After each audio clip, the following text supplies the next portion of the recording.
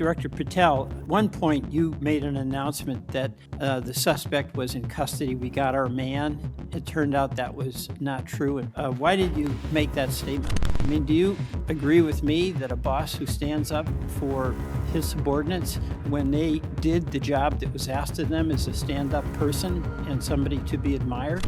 I have a hard time with this because that record suggests to me that this person is worthy of consideration for the Presidential Medal of Freedom, and he got fired. Everyday FBI agents who are assigned in Washington don't get to fly home on a private jet. Well, this is a great point. Do you know why I have to use a private jet? Because Congress made it mandatory. Well, we didn't make it mandatory that you go to UFC games with Mel Gibson. Are you telling me I can't go home? You got to use some judgment here. So when I'm at home, I can't do what I'm doing when I go home. Everybody else is allowed to go home. Let me keep going. No, I'm glad you go home. Okay. I love to go home, but I don't go home on a private jet. On April 5th, you're not mandated to do so. You attended a hockey game in New York City with Wayne Gretzky, and Flight Tracker says the FBI jet took you to and from New York City where you don't live. Kash Patel announced, "We got our man," in the Charlie Kirk assassination investigation, 27 hours before they actually got their man. When a senator called it a mistake live in the hearing room, Patel said it wasn't a mistake. Then came Brian Driscoll, 18 years at the FBI. Medal of Valor for an ISIS raid that rescued American hostages. Commander of the hostage rescue team. Oversaw 55 elite SWAT teams. A senator said this man deserves the Presidential Medal of Freedom. Patel fired him. And then the private jet receipts. UFC fight in Las Vegas with Mel Gibson. Hockey game in New York with Wayne Gretzky. UFC fight in Miami. Free weekends. 3 FBI jets. And when asked what it cost the taxpayer, Patel doesn't know. The man who called out Chris Wray for private jet abuse cannot tell Congress what his own jet travel costs. Let's get into all of it. Just at the outset, I just want to say what I think all of us believe, and that is that the political violence that is so afflicting our country, it doesn't matter whether it's from the right or the left. I mean, all of us have an obligation to fiercely advocate for our point of view. The folks we disagree with are our opponents, but they're not our enemies.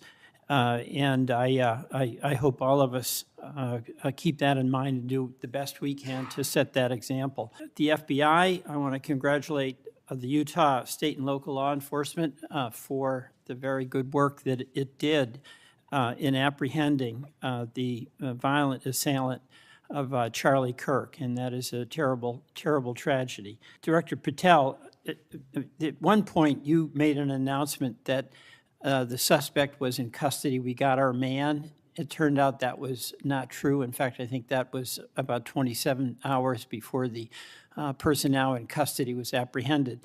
Why did you make that statement? What the FBI does is not just locate and find suspects, but we also participate in eliminating subjects. And what we had at the time was a subject in custody in relation to this investigation. So in my commitment to work with the public to help identify subjects and suspects, I put that information out. And then when we interviewed him, I put out the results of that. And could I have been more careful in my verbiage and included an A subject instead of subject? Sure, in the heat of the moment, but I was doing the best I could. In all candor, I don't quite get that, because if we have our man, that would suggest to the public that everybody can rest and relax and not then continue to provide information to local law enforcement and to you. Well, so that was a mistake. I don't see it as a mistake. I see it as something working with the public to identify that there was a subject in custody. If you put out a statement that says we've got our man, and in fact it turns out that you didn't have your man, that's not a mistake? But that's not what I said. The Kirk announcement exchange is deceptively simple, and Patel's refusal to call it a mistake is the most revealing part. We got our man. Those 4 words sent to the public during an active manhunt have a specific effect. They signal closure. People stop sending tips. People stop being vigilant. People relax. The senator's point isn't about Patel's feelings. It's about operational consequence. When the FBI director says we got our man and they haven't, the investigation gets harder because the public disengages. Patel's defense, it was a subject, not the suspect, could have been more careful with verbiage, is technically distinguishable but practically indefensible. The public doesn't parse the difference between subject and suspect when the FBI director says we got our man on social media during a national crisis. Not calling it a mistake when it demonstrably was one is a pattern across this entire hearing series. And it sets up the next exchange, because the senator is about to make Patel answer for something significantly more serious than a social media post. A second thing that is really important in the FBI, but it's important in every agency, is that the folks who are doing good work get supported for the work they're doing. And a number of highly successful FBI agents have been let go. And I want to just ask you a little bit about that. You know who Brian Driscoll is. And my understanding is he served at the FBI for over 18 years. You agree? I believe that's accurate. Special agent in charge of the Newark office. He was commander of the FBI's hostage rescue team. That's a very prestigious and responsible position.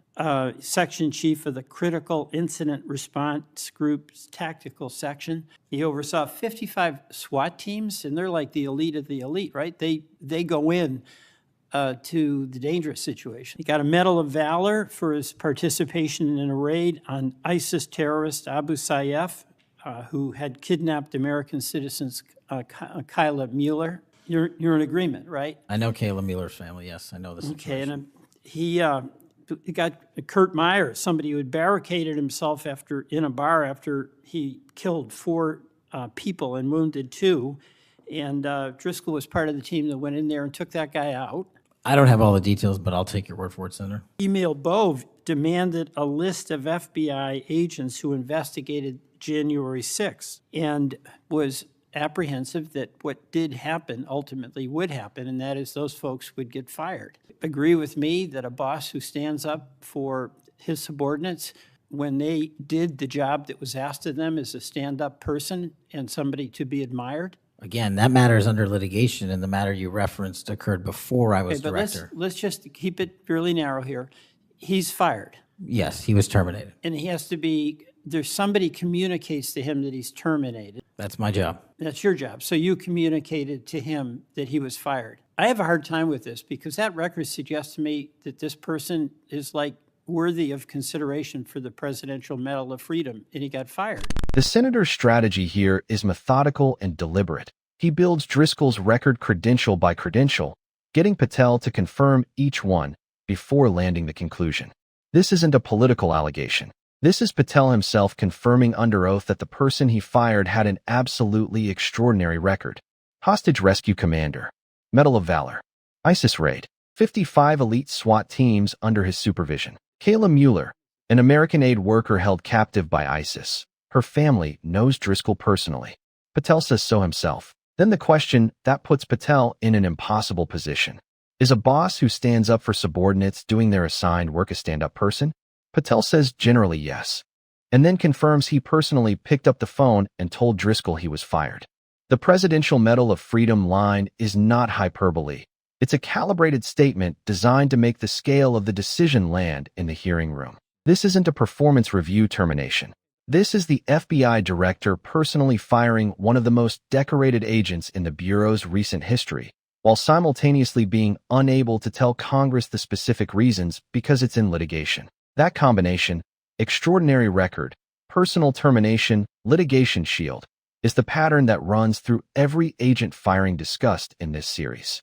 And it never gets resolved in any hearing room. Then the senator shifts to something Patel personally criticized his predecessor for, and produces the receipts.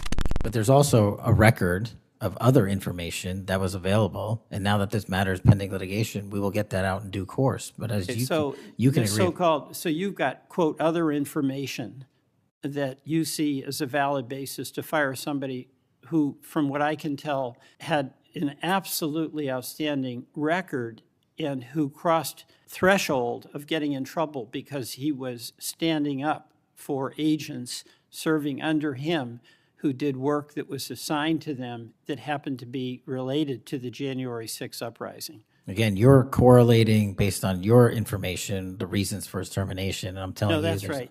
Let me ask you another question. You were rightly critical of the way that the previous FBI director used the FBI jet. And you said you wanted to ground Chris Wray's private jet travel that he pays for with taxpayer dollars to hop around the country. Let me ask you this. On the weekend of, according to flight tracker data, on the weekend of March 7th an FBI plane flew round trip from D.C. to Las Vegas, and you attended a UFC fight with Mel Gibson, and I'll show you that. Is that you, and is that true? Yeah, you want to know the difference? I live in Las Vegas. I'm allowed to go home. I didn't leave a congressional hearing early on an FBI jet to dodge questions. All right. Then on April 5th, you attended a hockey game in New York City. You don't live there, right? No, I don't. By the way, everyday FBI agents who are assigned in Washington don't get to fly home on a private jet. Well, this is a great point. Do you know why I have to use a private jet? Because Congress made it mandatory. In April 5th, well, we didn't make it mandatory that you go to UFC games with Mel Gibson. Are you telling me I can't go home? You got to use some judgment here. So when I'm at home, you I would- can't do what I'm doing when I go home. Everybody else is allowed to go home, Let just me not keep me. going. No, I'm glad you go home. I Okay. love to go home, but I don't go home on a private jet. On April 5th, They're not mandated to do so. You attended a hockey game in New York City with Wayne Gretzky, and Flight Tracker says the FBI jet took you to and from New York City, where you don't live. On the following weekend, you attended a UFC fight in Miami, also on the FBI jet, right? That's correct. What's the cost to the taxpayer for those 3 flights? But I pay the commercial equivalent per the regs and the law. And so just so you know, when you are comparing me to just asked prior what directors. I asked what the cost was, and you don't know. I take it. Yeah, and what I've done with the use of the private jet is use Andrews Air Force Base versus Okay. Reagan National as what the other directors have done Bottom line to here, save the taxpayer bottom dollars. line here, you flew home to Las Vegas. There's nobody else in the FBI who gets paid. They have to pay their own way if they want to go home, right? I mean, Well, that's not accurate. Depending on where you're stationed, the FBI covers the bill to get home. This is the most politically damaging exchange in this hearing, because Patel handed the senator the ammunition himself. Before confirmation, Patel went public criticizing Chris Wray for using the FBI jet for personal travel. He said he wanted to ground that jet. Those words are on the record. The senator is now presenting flight tracker data showing Patel used the FBI jet 3 weekends in a row. UFC with Mel Gibson, hockey with Wayne Gretzky, UFC in Miami. The Las Vegas defense, I live there, I'm allowed to go home, is legitimate as far as it goes. Congress did make private jet travel mandatory for the FBI director for security reasons. That's real.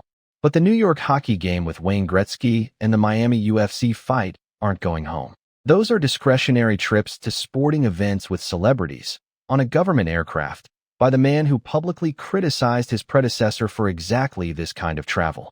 The fact that Patel cannot answer what 3 flights cost the taxpayer is the detail that lands hardest. Not because the number is necessarily outrageous, but because the director who campaigned on eliminating waste and fraud and abuse doesn't know what his own discretionary travel costs the institution he runs. The jet purchase question that closes this section adds another layer. A potential $72 to $80 million aircraft procurement that Patel says is inaccurate, but can't provide the correct number for on the spot. What closes this hearing is the local law enforcement funding cut that reveals a contradiction between the FBI's stated partnership priorities and its actual budget decisions. Are you telling me that FBI agents who are assigned in Washington, but who may live in Charlotte, they get paid by the FBI to Sometimes go home? they do, yes. Right. Another thing I want to say is this. Our local law enforcement has been stiffed. About $500 million in cop grants have been taken out of the budget. Those really help us in Burlington. They help us in Rutland. And why in the world would we be cutting those cop grants when we need that local law enforcement, in part to partner with you? Well, I Do think you you're support that? I think you're speaking to the Department of Justice grants, which I don't adjudicate, but also Vermont, just like every other state, has received a plus-up of FBI personnel. Well, I'll tell you, that's not what we're seeing.